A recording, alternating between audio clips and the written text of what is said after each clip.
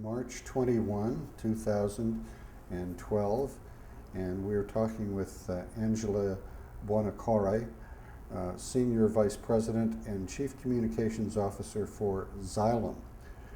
We're here at the Grand Hyatt Hotel in New York, and this is for the Page Center Oral History Project. Angela, could you tell us a little bit about your career trajectory from your experience at the University of Florida to where you are at Xylem? What happened and how did you get where you are? Sure. Well, it's been a 30-plus year career, so it would take a long time to take you through the whole story, but I'll take you through the abbreviated version. Let me take you through a little history of my career, starting with I completed my Bachelor of Science degree out of the College of Journalism and Communications at the University of Florida with a concentration in advertising. I was always very interested in storytelling, and originally had planned to major in English or literature and gravitated more toward the commercial side, thinking that I would either go into journalism or advertising. And as it happened, when I completed my bachelor's degree, I was lucky enough to have interviewed with General Electric Company and to be offered a position with GE in upstate New York. I'm originally from New York. The idea of moving back, at least in the vicinity of New York City, was appealing. But what was even more appealing, I think, as a college graduate, was to be able to join a company with a very, very powerful brand that was known worldwide. And if you will look at my resume, that has been my history. I am a person who loves big brands, and I love building brands. And so my career has been all about corporate communications, the brands, the reputations of the company, and looking at communications from the aspect of what we can do to help the entire enterprise reflect the image and the personality of its brands, the corporate brand, and oftentimes it's the product brands as well. I spent almost 5 years with GE in a couple of different assignments. I learned a tremendous amount there. I always tell people it was tantamount to going to graduate school. GE at the time had its own internal advertising and PR training that was given to the cadre of folks that were brought in. And so in addition to having a day job, I was able to take courses that were taught by GE experts in communications, and it really was a career-shaping experience and a wonderful place to start my career. I moved from there to IBM, another huge brand, and I would say that was one of the most joyful experiences of my career. I loved IBM, everything about it. I still own quite a bit of IBM stock, and GE stock too. And IBM for me was a wonderful experience in not only being able to impact and influence a lot of the communications and business work, but in working with some of the best communicators I ever worked with, and learning from each other. Obviously, the communications organization is very large, both in GE and IBM, and so the opportunity to be part of that fraternity of communicators that was global and to learn from each other was really a wonderful career experience. I was very lucky because when I joined IBM, I started in the personal computer division back in 1983, and this was when PCs were very new on the scene. And being at IBM, over the course of the time I worked in the PC division, I got to work on a number of different projects, including the fact that I got to meet both Bill Gates and Steve Jobs way back when. And I look upon some of those moments as some of the fondest memories I have of my career, not only from the learning experience, but also from the experience to have an impact on a business that was just really very dynamic and growing. I spent 4 years in the PC division down in Florida, and then moved back up to New York in 1987.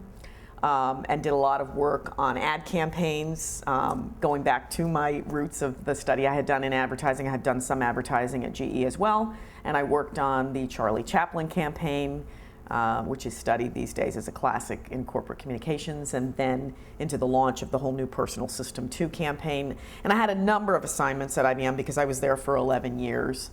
Ended up managing media relations for all of IBM United States, ended up being the assistant to the head of all of communications for IBM United States, and that was kind of a shadow job to really learn what it takes to be the top executive in communications. And then I became the director of communications programs for doing all of the leadership meetings, the Golden Circle, and all the recognition meetings, et cetera.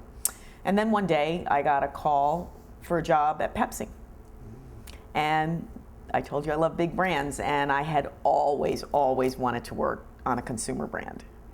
And so I thought, even as much as I loved working at IBM, this was kind of an opportunity that was really hard to say no to. And so I joined Pepsi-Cola North America, and I ran employee communications for Pepsi-Cola North America for a number of years. And then I got a very exciting chance to work on the initial public offering when PepsiCo spun off their largest bottler, which ended up being Pepsi Bottling Group. And then I got the top communications job there, reporting to the CEO. And I was there for a number of years, 12 years, all in at PepsiCo. And then one day I got a call, and the call was from a search firm looking for a head communications person for ITT. And I thought, this is an interesting assignment, another large manufacturing company, another big brand, a brand with a lot of history and past to it. I went over and met the chairman, Steve Loranger. And after I got done meeting with Steve, I knew that I wanted that job, because Steve was a CEO that really understood the partnership between communications and the executive role, his role, and really understood that the chief communications officer of the company is not the CCO, it's the CEO. And that's something I've always understood. And so for me, to have a CEO that really gets that, and to work in partnership with him to get the right messaging, and to really start doing some work to change the culture, which is some of what he wanted to do, was really an opportunity of a lifetime for me. And so I joined ITT in 2007. And then as time moved on, last year, we announced that we were going to spin off our water business and our defense business and create 3 companies. And I got the opportunity to go with the water business. All 3 of these companies I think are wonderful, terrific companies, but I was very excited about joining the water business and really creating a brand from the ground up. And so I led, in my role as the head of communications for ITT, all the work associated with my team, obviously, of creating 2 new brands. Xylem was the brand we chose for the water business, and ITT Excelis for our defense business, and then a whole new kind of design around ITT Corporation and kind of refreshing of their brand. So my team did a phenomenal job with that, and plus all the other work required to really separate an $11 billion company into 3 separate entities. And we completed it on a very aggressive schedule. We announced it in January and completed the spin-offs on October 31st. Speaking in general terms, what do you see as the greatest challenges facing public relations executives today? And how can those be met? I think the greatest challenges facing people in PR today are really that we no longer control the messaging. And we're all a little bit of control freaks. So we love to write messages, work on strategies, and work tops down. And what PR people and communicators, and frankly, it's not just communicators, but everyone in business is coming to realize very quickly, is that that sort of communications and sort of messaging, while it certainly has a place and you still do work on creating messaging, your customers, and in the case of consumer companies, consumers are also creating their own messaging about your products, about your brands, about your reputation.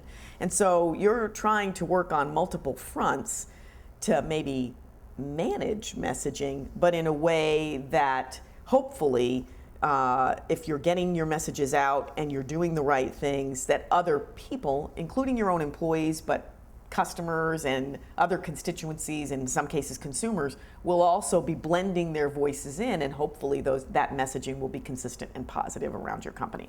But I do think that's the biggest change that's facing communicators today.